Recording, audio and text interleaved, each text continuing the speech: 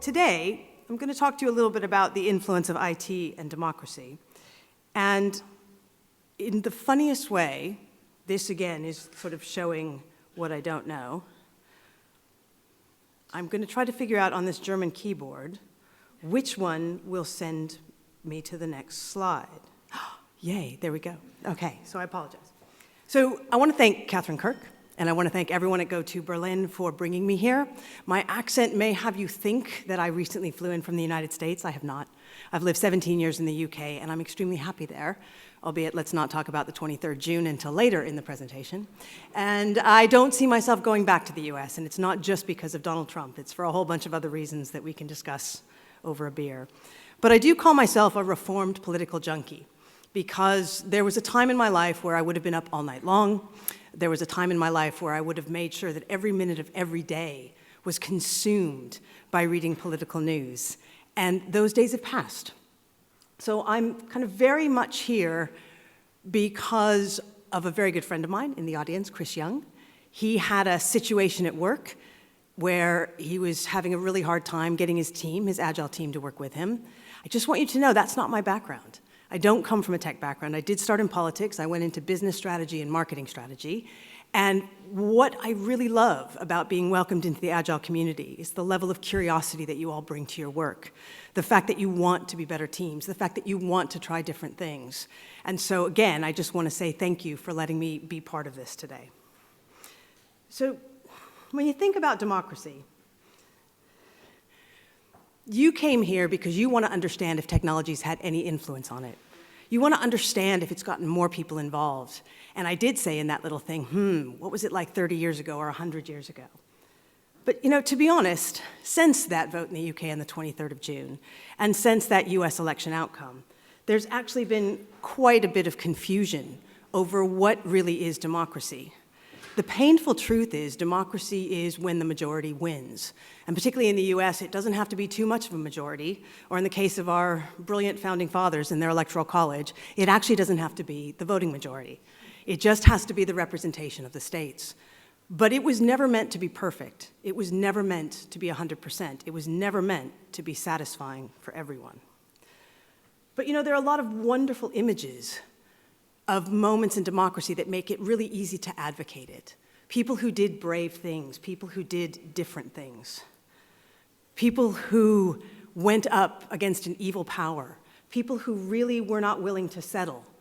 And for me, these sorts of images became a source of pride and a source of hope. Even if they were up against something that they couldn't possibly win, the fact is they still kept trying. And this was the democracy that I was part of and I bought into. Great moments, great people, things that need to be celebrated. And then things got a little funny. Because when I worked in politics, the leaders of the political parties would meet on a regular basis for a social dinner. There were no reporters there and they didn't disclose the location. They just did it because they knew they had to have conversations. They knew that they had to, on occasion, find a way to work together and work through things. But that spirit really has started to go away. And although we still have those moments where we believe that democracy is something important and that we believe that technology can facilitate democracy, what we have to ask ourselves is, should we be hopeful about democracy, or is this time to have just a little bit of fear? Needless to say, there's been an awful lot written about this election, and I do need to be honest and tell you, I have no insider information that's going to give you any sense of peace or understanding. It was a combination of factors, and depending on where you go for your news source, you'll get a combination of information. But I think the main thing we have to look at is setting aside odd state decisions that made people have to come up with new forms of identification they didn't have to cast their vote. Setting aside the timing of those FBI releases on the emails. Setting aside the melodrama of the birther movement that gave Donald Trump an audience beyond his television reality show Apprentice fans. Setting aside the fact that you're going to increasingly see these stats that 53% of women apparently voted for Trump. But you need to keep looking beneath those stats to see what kind of women and if those women had voted before. Don't just settle for one story. There are many. But because I have worked in electoral politics, and I had the good fortune of working for two men who are sort of called the founders of the modern way of campaigning, both of whom I can guarantee you didn't see this coming. As often happens both in technology and in life, you come up with some good ideas and some good strategies, and things go very, very strange. Because I worked for them, I'm going to focus today on two things, two of the principles, the strategies that they always emphasized. And those are really quite simple. Understand the message that will get voters to move their feet, and definitely learn to control the dialogue. Now, the things that we saw happen in the last couple of months actually started a long time ago. You may not be aware of a very famous television debate that happened, fortunately, before I was born, but not long before I was born. And it involved John F. Kennedy, and it involved Richard Nixon. They were both running for president of the United States. And in fact, in this television debate, Kennedy got it right. He understood how to get elected. He understood how to give messages the voters cared about, because he used the technology, the television, and he looked young and virile and together and handsome and strong. And he had good things to say because he was always an eloquent speaker. And Richard Nixon seemed to have forgotten to shave, and probably did that classic thing that I've seen many a businessman do. I won't put makeup on. I'm not going to put makeup on television. And then they end up looking really pasty and somewhat dead. And indeed, this election, this use of technology in its early stages, this debate had a huge impact on which person people voted to follow. The thing about politics, even if you set aside technology in that, is that when I was in there, I used to wake up and I used to go for a run, and then I would come back and I would do my stretches, reading 4 different national newspapers, crazy clicking between the channels so that I could catch all the morning news shows. Oh, and by the way, the radio was going in the background. Because when I was in politics, you were only as good as the information you had. And indeed, it was considered your personal responsibility to not set up your boss by giving them bad information. So you went as many places as you could, looked at as many sources. You did find them pretty much credible. And you made sure they were credible before you brought them into your boss and said, okay, you can make a statement about this. Now, what's interesting, one way the world has changed, one influence of technology on this election, is that about 200 newspapers endorsed Hillary Clinton, many of whom hadn't endorsed a Democrat for over 100 years. About 10 endorsed Donald Trump. So again, when I was in politics, the sources of truth, the technology, even if it was old-fashioned in print, that established what people were thinking, those things used to matter. Those things don't matter today. So as I said, I'm going to focus today on 2 really sort of hardcore strategies, part of the toolkit of a campaign. And as much as I'd love to tell you that Trump did something different, or that Brexit did something different, they did use these strategies. I'm just not 100% sure they used them with the intent and the values that they were created back in the 70s and 80s. I've worked a lot with a polling firm, now a corporate research positioning firm called Penn, Schoen & Berlin. So if we look at the history of how technology's begun to affect campaigning, we can start right here when it comes to controlling the messages. Penn, Schoen & Berlin, as the last line of their little wiki page says, got a lot of credit in the 70s and the 80s for the way that they would go out and poll voters, how quickly they would turn around the information, and how effectively they would test, because this was their model, what is credible, believable, and meaningful to someone. They would do all the little mathematic mixes of the responses, and they'd be able to give you as a candidate, or today, as a corporation, a sense of what people will believe and what will get them to change their mind. This was incredible. What was interesting about this is that this was testing messages to make sure they were relevant. And I, hands up, guilty, have been part of this for a very long time. I actually believe in this. It used some of the very same research techniques that are used by television comedies and dramas, where someone reacts by turning a dial at the moment that they hear something that matters to them. So it gave you a chance to decide, is this worth saying or not? But technology's moved on a little bit since then. And where that original campaign strategy was, create messages that are relevant to people, now we're moving into territory of full stop, create messages that people want to hear. Have you ever heard of a firm called Cambridge Analytica? You want to know more about Cambridge Analytica. Cambridge Analytica is a very, very quiet firm in the UK and in the US. Ironically, potentially for part of my sins, I was asked to try to launch them to corporate clients in the UK last year. We'll come on to that in a minute. Cambridge Analytica was working for Ted Cruz in the Republican primaries. And when Ted Cruz fell out, Cambridge Analytica began to work with Donald Trump. Now, the interesting thing about Cambridge Analytica is their CEO, or one of their board members, is actually CEO of the Trump campaign. And they're a very mysterious hedge fund founder, which is never a good thing in life. If you take anything away from today, anyone described as a mysterious hedge fund founder is probably not the kind of person you want to have dinner with. That person has given countless millions to political action committees that have supported Trump messaging all along. By the way, little aside, you probably know this, so my apologies if you do, the US now has a completely screwed up campaign finance model, partly thanks to the Supreme Court, in fact, predominantly thanks to the Supreme Court. And by doing so, someone can give, secretive hedge fund founder, can give millions to a political action committee with very little traceability and very little sense of people being able to say, ooh, that's bad.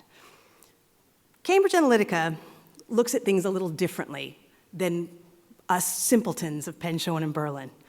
They aren't just looking at what's believable, what might move people, what they actually find credible. They're actually just diving into the psychological profile of voters. And thanks to the Trump election, they're now going to feel extremely confident that they can do so accurately and that they can do so with no concern. The interesting thing about the press coverage they've had, and if you paid any attention to the general election of the UK in May 2015, is that you may have noticed that Trump, as did David Cameron, about a week prior to the actual election day, began talking about, we're going to win, we're going to win. Now, if you don't agree with Trump and you don't agree with David Cameron, these messages, you just would have laughed them off. But if you were slightly interested in what they had to say, these are kind of rallying cries. We're going to win, we're going to win. And the most telling thing, which to some degree Cambridge Analytica gets some credit for, is the way that Donald Trump changed his schedule of campaign stops within days of the end of the election. He went to places that he shouldn't have gone to. He went to places she should have won with her hands down, but he didn't. And indeed, if you look at articles that have come up both in the Wall Street Journal and in other publications, you have members of that team saying, we knew when we looked at early voter returns that older people, they always turn out, whatever the weather, they were turning out. That's always good for Trump. That African Americans were not turning out. And for Cambridge Analytica, that was good for Trump. And that Hispanics were turning out a lot. And obviously they knew that probably might or might not be of help to them. But the thing that they did is they targeted those places where older white people and the sort of people who weren't historically that interested in elections were starting to show up in the early voting numbers, in the exit polls. And there's no doubt that contributed to his success in states that, as I said, she should have won. Cambridge Analytica also worked with the Leave campaign. And here's the scary thing, and why I kind of do nostalgically wish the world would go back to testing messages and move away from creating them. This was a lie. 6:31 a.m., according to the BBC, the day after the results were in, so 1 hour after the election was called on the 24th of June, Nigel Farage simply said, yeah, this isn't going to happen. There's no $350 million coming to the NHS. Within an hour, he knew he had lied.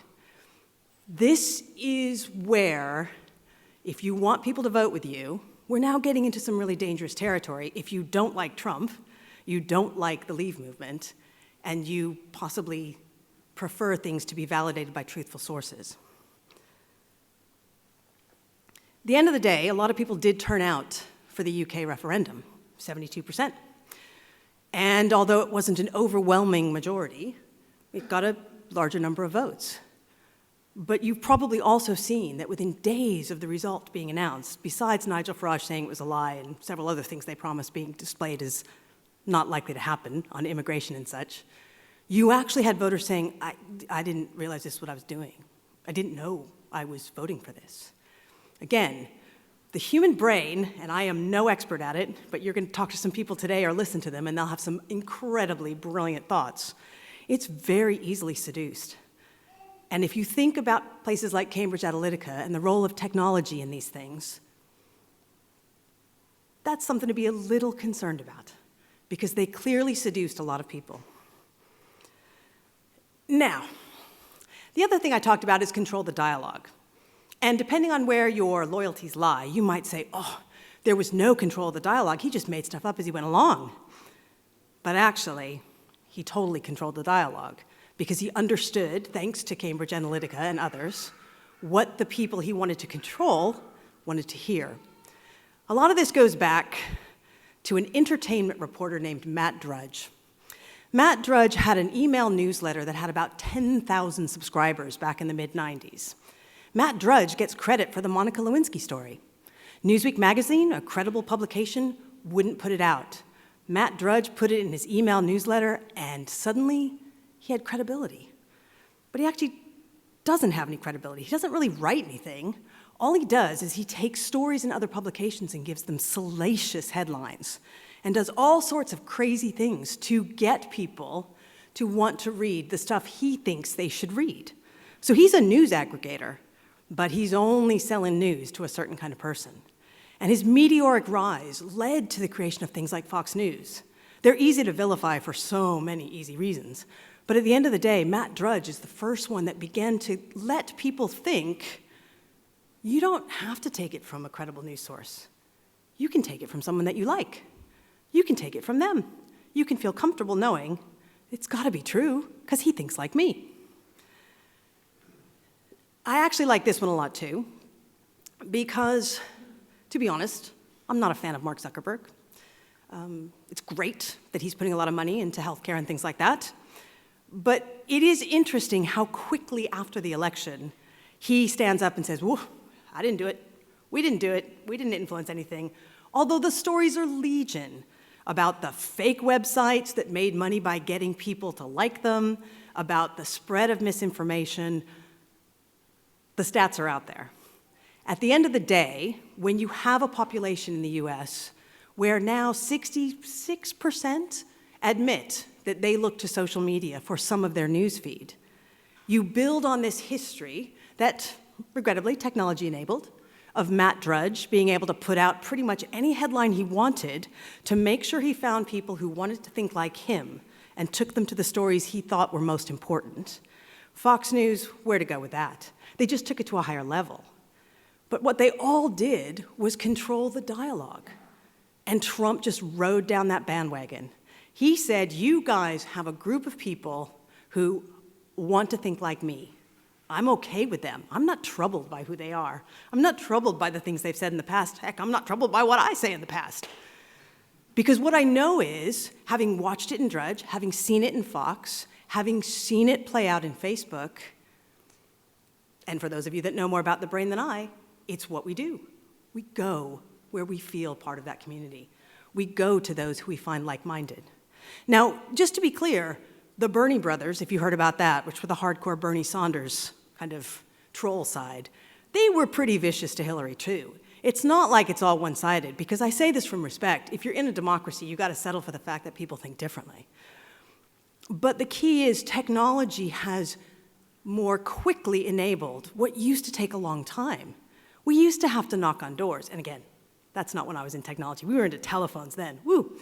But they used to have to knock on doors. You didn't know what someone was going to vote. Somebody would come back with a little piece of paper. I actually watched this, because it still happens somewhat in the UK. On the general election in 2015, somebody comes back and reports, okay, this person is leaning to this, leaning to that. And you begin to build that into a database, and you know who to target. The other thing you've probably heard about is that Hillary Clinton had an enormous ground staff. She had lots of offices in lots of places where people could do just that, go out on canvas, make phone calls, go find their neighbors, say, get out the vote. But this time it didn't work. This time, other things helped get out the vote.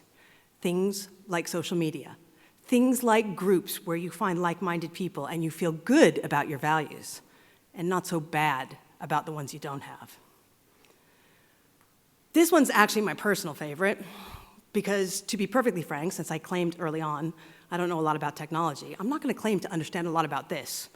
But what I found very interesting in this USC study is that the vast majority of these bots were sending out their AI tweets from the state of Georgia. Anybody here been to the state of Georgia? Okay. You wouldn't call it the best educated state in the United States. You wouldn't call it the most socially integrated state in the United States.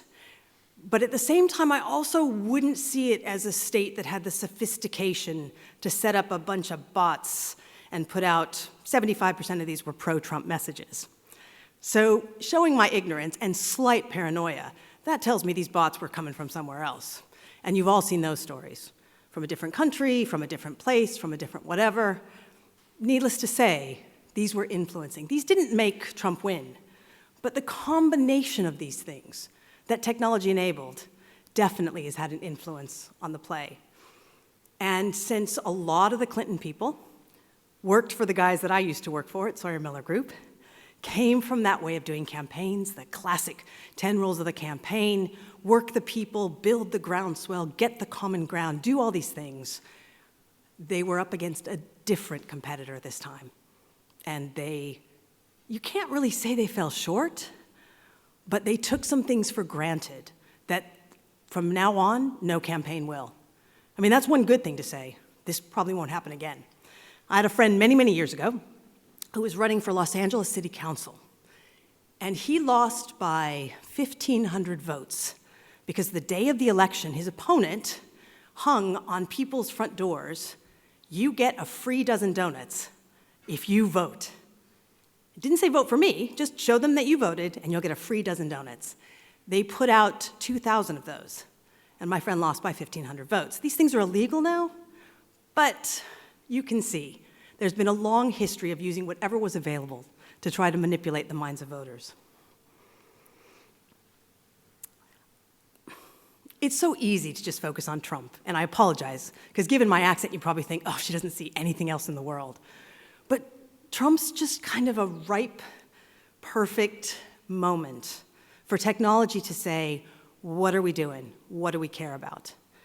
The interesting thing is, if you buy into the less well-educated people are the ones who came out for the first time in a long time and put Trump over the edge in some of those tough states like Michigan and Wisconsin and others, you can't condemn them for hearing what they wanted to hear. You actually can't condemn them for being frustrated at the belief that Obama might do things differently for them and not having seen it. But you can say, what if they didn't have the ability to be so easily influenced? What if they actually were forced, partly through technology, to accept some of the things he said? Because as much as I know the media has gone out of their way to find women to say, oh, I think it's great to be groped, which was a quote that I stumbled upon in a bit of research 48 hours ago, I thought, really, how hard did they have to look for that? Someone saying, I think it's fine he spoke that way, because I love it when I'm groped. I think it's really kind of flattering. That being said, there'll be just as many who didn't feel that well, or didn't feel that way, and wanted other reasons to vote for him. The end of the day was actually the lowest voter turnout in 20 years. It wasn't a mandate, which is a common phrase that we like to use that says, I can do what I want. Now, regrettably, life is cruel. He kind of can do what he wants because he's got the Supreme Court and the House and the Senate. But it wasn't a mandate. And it wasn't people giving up on everything. It was unfortunately too many people staying away.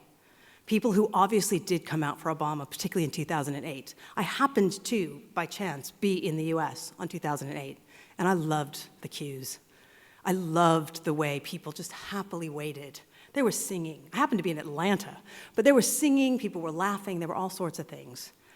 But that didn't happen this time. Now, I'm not going to blame technology for a low voter turnout, but I'm going to say that even with all this sophistication in technology, this ability to completely manipulate people, because as we know, Trump is bringing in the usual lobbyists, the usual insiders, the usual things, because that's how Washington works. So all of his screaming about Washington will change, Ronald Reagan did exactly the same thing. You have to bring in the people that understand how to get business done. It's not necessarily a bad thing to know how to get business done. It's a bad thing, and all of you in Agile can relate to this, when you forget who your customer is. That's when it's a bad thing. So, I took a few minutes of your time to focus on two sort of hardcore strategies, tactics, tools from campaigns, which is make sure your messages are relevant to your voters and understand how to control the dialogue. And I wanted to share just a little bit. You could read for days. There's so much out there. But the ones that particularly stuck out in my research were how Cambridge Analytica had moved the meter from the kind of, will this make them vote, to this will make them vote. We can control them and make them vote. And how social media had somehow, through the work of others 20 years prior, gained credibility that we all know it shouldn't have, because there's nothing there that isn't kind of fun and salacious to make up and add a little bit of attitude to. But what does this mean? It means to me that everyone in this room has a better understanding of how these things happen than most people do. Now, I don't want to get anybody trolled, so I'm not going to tell you to go and start tweeting the real Donald J. Trump and ask for lots of abuse and death threats. But at the same time, think about where in your life you can begin to share what you know and what you understand about technology with others. My niece, who's now 25, told me that when she was 10 and 11 years old, and this is not uncommon, she was told to Google Velcro farming and tree octopus. These are now, from what I've seen, relatively common school things to teach people that, you know what, everything you see on the internet isn't true. Because yes, there are fake little articles that say Velcro farms are under attack because California's running out of water, and tree octopus are an endangered species because of the way that we're dealing with the Florida Everglades. And my niece is 25. She is a social media generation, she is everything. And it gave me so much hope when she turned to me and she said, I know everything on the internet isn't true. In fact, I know most of it isn't true. We know things aren't true. We also know there's some true things about the people we like and they, kind of annoy us. But you sort of either decide, if you really care about democracy, that you fight for the truth, that you fight for what is best for your customers, for all the people, or you decide, you know what, I'm going to make some stuff up, I'm going to ignore stuff I don't want to think about, and I'm just going to kind of stick my feet in and say, my way or the highway. Politics were always about winning, but they were not always about winner take all. So my gentle challenge would be, as people who are kind enough to come in this room and listen to a little bit of my history, having done this for about 10 years, and then I walked away from DC, because you only survive in DC if you have no values, and I think values are a nice thing to have. My challenge to you gently would be, if you know that people who are educated can make different decisions, and you understand better than anyone what technology can do to influence not only education, but people's ability to make decisions, where's your local school? Where's your local community group? Where's your local anything where you can help people to understand what it takes to be able to create a piece of false news on Facebook, how easy it is. Help them do it, help them see how dangerous it is. Because if we don't, then what we're gonna have are more campaigns like the one that just happened. Because if I was the Democrats, what Cambridge Analytica does isn't really particularly difficult IP. It's just a lot of data, and it's the way they look at it. They're probably building their own company now. Penshone and Berlin, they're probably setting it up. All the guys left. Mark Penn, he was once Hillary Clinton's top pollster. He got it wrong when she was running against Obama. These things can be done. It could get worse. Or we could decide to make it a little bit better. And with that, thank you.